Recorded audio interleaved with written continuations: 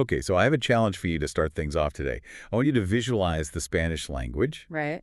but not the art of it. I don't mean the poetry of Pablo Neruda or, the lyrics of Bad Bunny or even just the sound of it. Right, not the beautiful conversation you'd hear in a cafe. Exactly. Yeah. I want you to visualize the math of it, the sheer heavy mechanical weight of the system. That is a completely different way to look at it. We usually think of language as, well, something fluid, almost organic. But if you actually pop the hood and look at the engine, especially with a language like Spanish, it is a rigorous, heavy machine. Heavy is the perfect word. Yeah.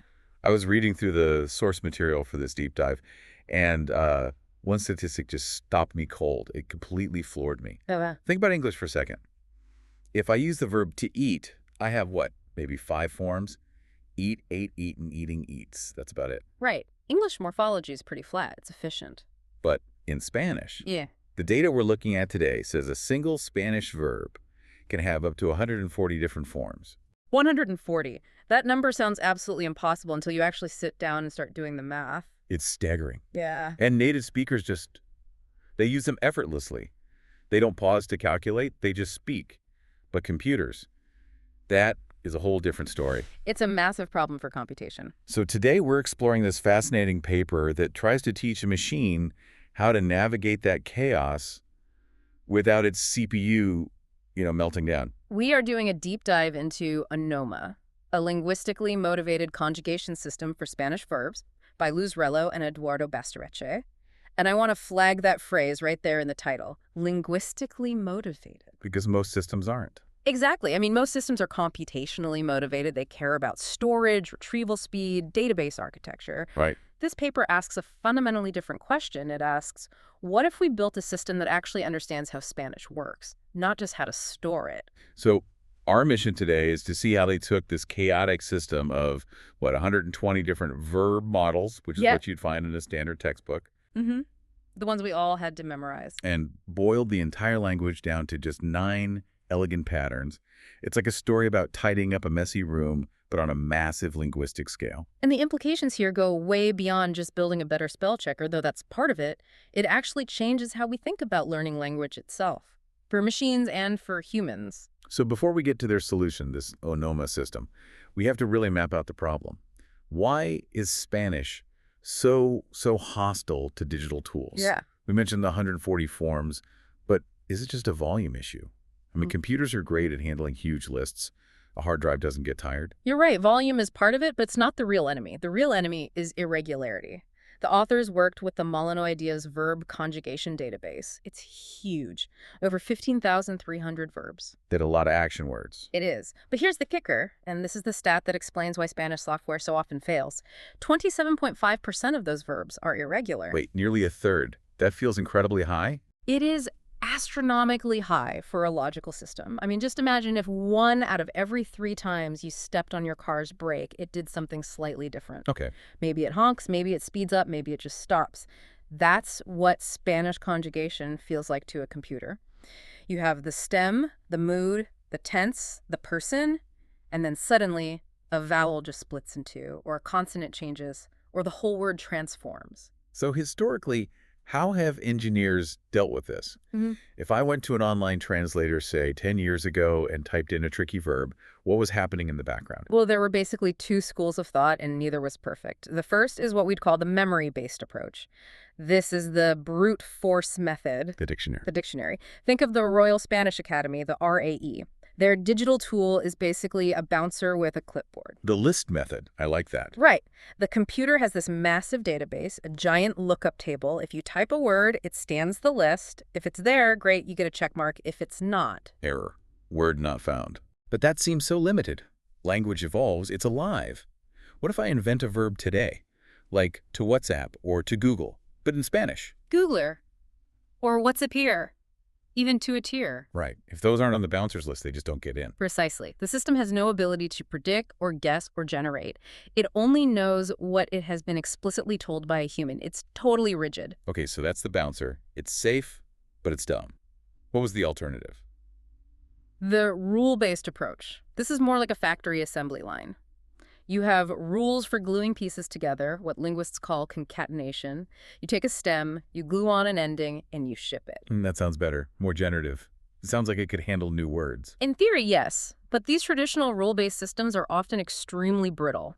They treat conjugation like a very strict manufacturing process. I see where this is going. If you put a bolt on the belt that's slightly the wrong shape, like one of those 27% irregular verbs, the whole machine just jams.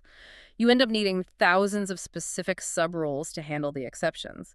It becomes a tangle of spaghetti code. So you're stuck between a bouncer who doesn't know any new slang and a factory that explodes if the raw materials aren't perfect. That is the landscape Rello and Bastarecchia stepped into. They wanted a third way, something generative like the factory, but robust enough to handle the weirdness of Spanish without a million specific rules. Enter Onoma. Okay, so the paper says they used finite state transducers. That sounds incredibly sci-fi, like something that powers a warp drive. Can we break that down? What is an FST in plain English? It does sound intimidating, but the concept is actually pretty beautiful and surprisingly simple. Don't think of it like a static database where information just sits. Think of it like a pathway, a series of gates or filters. Like a flow chart. A dynamic flow chart. Or even better, think of it like a car wash. A car wash, okay. The word enters at one end. As it moves through, things happen to it. It gets washed, waxed, dried. An FST takes an input string, say the infinitive of a verb, and as that word moves through the state machine, it gets transformed step by step. So instead of just looking up the answer in a book, it actually builds the answer on the fly. Exactly. And Onoma uses a cascade of these. It's a multi-stage process. And this is where the aha moment is. The thing that makes this paper so brilliant. They realize you don't need to teach the computer every irregularity from scratch. Right. You just need to teach it how to fix its own mistakes. Walk me through that. The architecture they describe is really specific, and I want to make sure I get the logic. Okay, so imagine a verb enters the system. Let's use tenor to have. Step one is the classifier. It's the gatekeeper. It looks at the infinitive and just decides, is this regular or irregular? And it can do this with just 7 logical checks. 7 checks to sort over 15,000 verbs. That seems wildly efficient. It's incredible. So once it tags the verb, it moves to the next module. This is the hypothetical regular module, and this is the genius part. The system says, I don't care if this verb is weird. I'm going to pretend it's perfectly normal. So if I feed it tenor, which we know is super irregular, it just ignores that at first? Yep. It generates a hypothetical form based on standard rules. So for I have, instead of the correct tango, it might internally generate tenor. Tenno. Which sounds logical, it follows the rules, but it's totally wrong. Right. But then the word hits the final stage, the modifier. This module checks the tags from step 1. It sees that irregular tag and says, wait a second, we need to apply a patch here.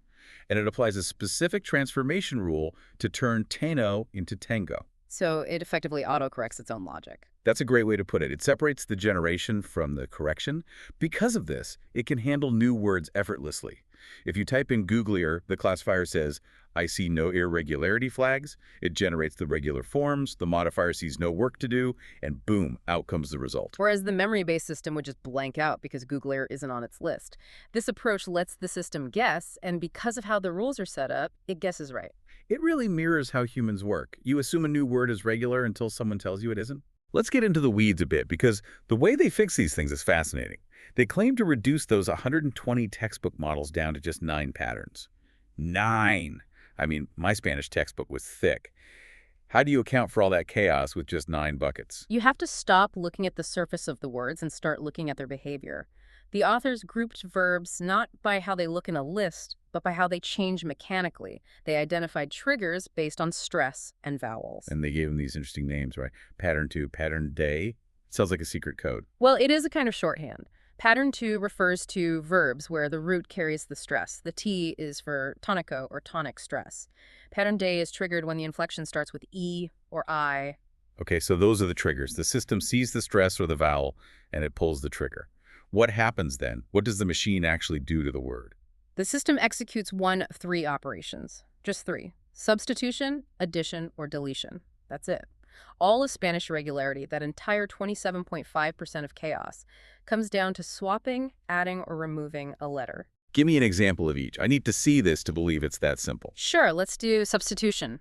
Take the verb trezar, to trace. Trezar, okay, ends in Z-A-R. Right. Now, if you conjugate that in the subjunctive, the regular rule would give you tres with Z. But in Spanish, Z doesn't usually sit before an E. It's an orthographic no-no. Right, it should be a C. Trace. Exactly. So the system generates the hypothetical trace, detects the pattern day trigger because of that E, and the substitution rule kicks in. Swap Z for C. Done. Simple enough, it's basically a spelling fix. What about addition? Classic example is conocer, to know, a very common verb. If it were regular, the I form, the yo form, would be conozco. Konoko, which sound like a coconut brand or a bad startup. Alas, it does. It sounds completely wrong. So the system applies pattern dea triggered because the ending starts with O, and it adds a Z right before the C. You get conozco. And deletion. Take tener, to strum a guitar. The regular gerund form would be tanyendo. But having that E after the nya is, well, redundant in sound. The ni already has that or sound built into it. I see. So the system uses pattern D to just delete the I. You get tanyendo. It's incredibly mechanical when you strip it all down. It's just code. It is. But the most impressive part, where the math really shines, is when these rules stack up. The authors call it cascading rules. The paper used dormir, to sleep, as an example here, which is appropriate because conjugating it is exhausting. Dormir is a nightmare for programmers because it changes in two different ways. Sometimes the O becomes U, like in duermo, and sometimes it just becomes U, like in dormamos. So a normal system would need two different models or a complex exception list for dormir. How does Onoma handle it? That's the beauty of it. It has one entry with multiple tags. The system applies the rules in a cascade, one after another. It might apply pattern D to change O to U, and then later in the chain, another rule might modify it further if needed. By stacking simple rules, you get complex behavior. It's like DNA. And I have to mention the name they gave to the absolute worst offenders, the most irregular verbs of all. Yes. The magnificent It verbs. sounds like a Western, the Magnificent Seven. But here it's verbs like trayer, valor, salor, tenor, desired. Why do they get such a cool name? Because they're the rebels. They're so irregular and so frequent that they sort of refuse to follow the standard patterns. So Onoma has specific patterns just for them. But even then, they're handled by the same logic, just with more rules applied in the cascade. So they built this shiny new engine. It sounds robust. It sounds logical. But sounds logical and actually works are two different things. Very different things. This brings us to the showdown. They didn't just publish the theory. They put Onoma in the ring against the heavyweights. They did. They compared it against 7 major systems, the RAE, Reverso, word reference, Spanish Dict, the tools everyone actually uses, the giants. And they created a stress test. They didn't just ask it to conjugate to eat. They picked 40 really difficult verb forms. And they weren't just random hard words. They chose categories specifically designed to break the memory-based systems. They wanted to see where that bouncer would fail. First up, neologisms. The made-up words, Googlier, Twitter, the words that didn't exist a decade ago. The result was a bloodbath for the traditional dictionaries. The RAE scored 0. If it's not in the book, it doesn't exist to them. Onoma, because it's generative, just conjugated them perfectly. Then they tested prefix neologisms, like auto-destroyer to self-destruct. Right. This exposes whether a system understands word structure. A dumb system sees auto-destroyer and thinks it's a completely unique string of letters.